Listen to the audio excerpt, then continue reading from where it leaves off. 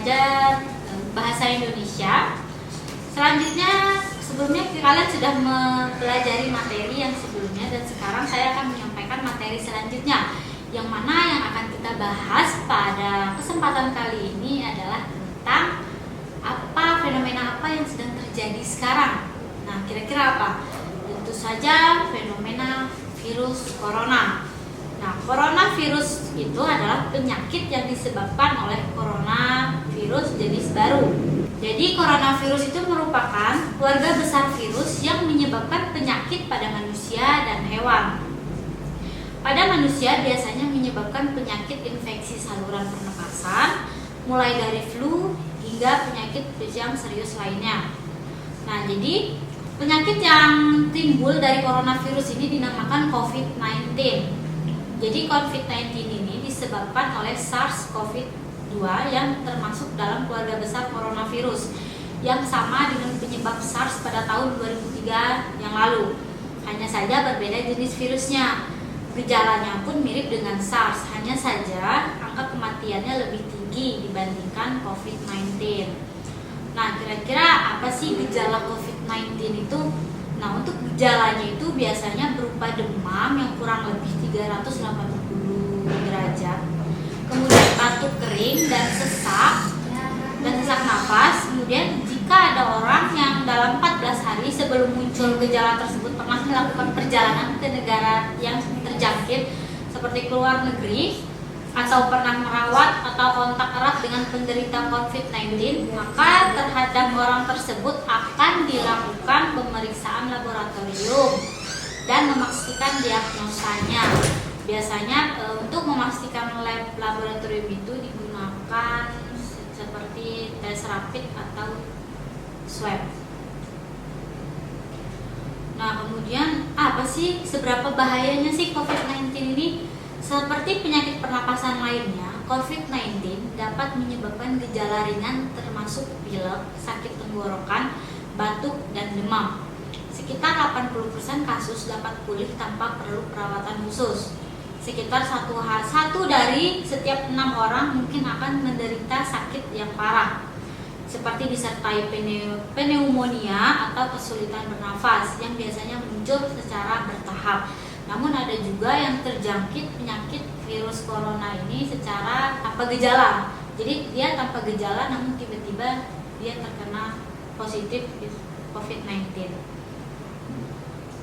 Nah, untuk angka kematian ataupun angka positif dari COVID-19 itu sendiri pun kita sudah mengetahuinya bahwa di Indonesia sudah menghitung angka sekitar 50.000 orang yang positif. Nah, jadi untuk sebagai manusia, sebagai makhluk hidup yang masih bisa bertahan, ada baiknya kita harus tetap mencegah dan mengikuti protokol-protokol kesehatan.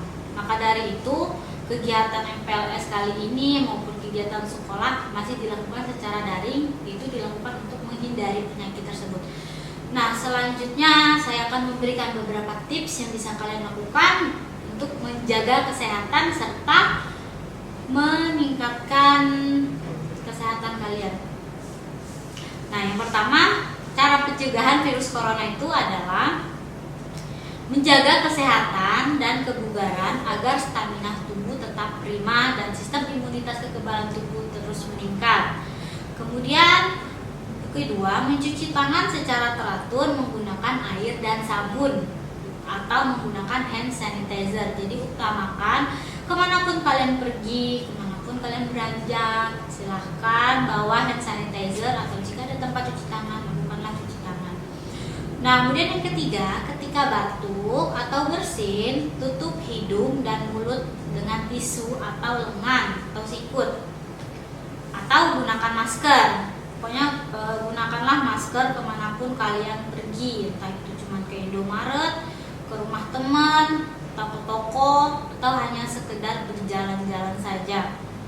Kemudian yang keempat, ada hindari kontak dengan orang lain atau berpergian ke tempat umum. Jadi usahakan kalau ingin pergi ke tempat-tempat yang ramai, kalau bisa jangan. Tapi kalau misalkan terdesak ya silahkan, asal tetap mengikuti protokol-protokol yang ada, seperti menggunakan masker, mencuci tangan, dan menggunakan hand sanitizer. Nah, kemudian yang kelima itu adalah hindari menyentuh mata, hidung, dan mulut ketika sedang di luar. Tangan menyentuh banyak hal yang dapat terkontaminasi virus. Jika kita menyentuh mata, hidung, dan mulut dengan tangan yang terkontaminasi, maka virus dapat dengan mudah masuk ke dalam tubuh kita. Nah, kemudian yang keenam itu adalah buanglah tisu dan masker yang sudah digunakan ke tempat sampah dengan benar, lalu cucilah tangan. Nah, kemudian yang kedelapan, tundalah perjalanan ke daerah atau negara di mana virus tersebut ditemukan. Misalnya kalian mau pergi ke Bandung, padahal di Bandung udah ada zona merah, jadi kalau bisa ditunda saja dan dihindari. Baiklah, segitu aja cara pencegahan yang bisa saya sampaikan. Semoga kalian semua dapat mengerti dan memahami setiap ucapan yang saya ucapkan. Baiklah, sekian dari saya. Assalamualaikum warahmatullahi wabarakatuh. SMK bisa, SMK hebat.